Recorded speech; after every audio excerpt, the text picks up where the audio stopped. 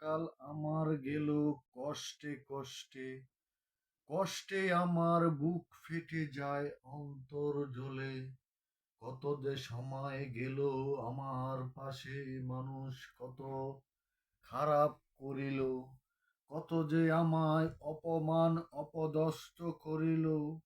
হায়রে মানুষ, সময় বদলে গেলে মানুষ কত কি করে জানি না আমি এই ভব সংসারে।